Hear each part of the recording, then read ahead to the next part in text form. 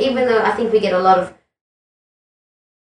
bad press for being very selfish generation, I really do think that we appreciate what people give us. Unfortunately, we probably feel that what we give deserves much more than any other generations has ever been received before.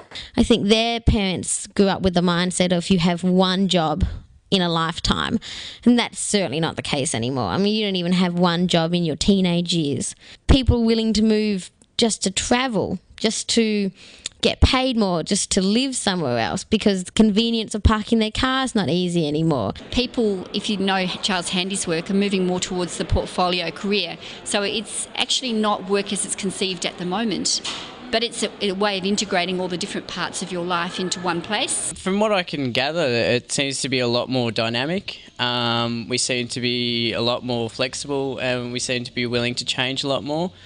It kind of can be a little bit scary, I think, at times, to think that we're going to, as surveys that say, we change our career path 6 times in our lifetime. So I think that maybe it's just that you need to be flexible, and you need to be willing to change and try new things. I think it's more about flexibility. One of the key things is flexibility of the operating environment, and that is flexibility not only of times at work, but also the type of challenges they get to engage with in the workplace. So it's a question, I think, of learning how to work in a world where work isn't in one place anymore, or even at one time.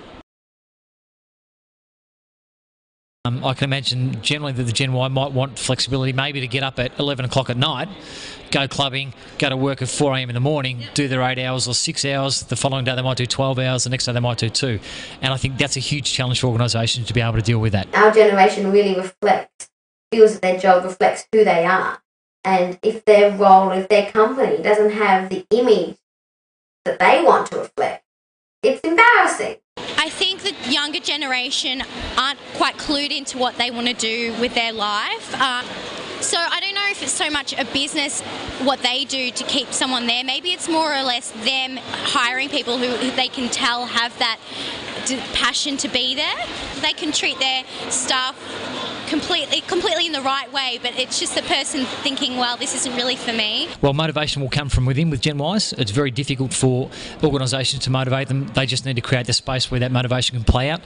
The challenge for organisations is being able to manage Gen Ys, Gen Xs, baby boomers in a very, very broad spread of the workforce, and I don't think too many organisations are yet prepared for that as a challenge.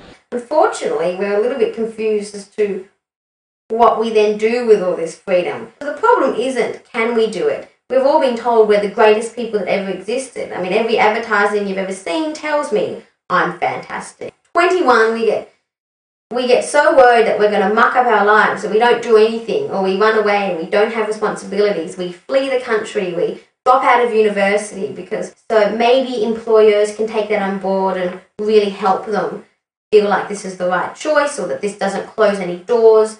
Working with us, we can help you find who you want to be, what you want to be. I think this is one of the most profound questions we face as humans. I think the ecological question is perhaps the bigger question for the planet, but as humans, how we get done what needs doing is the most profound question we face.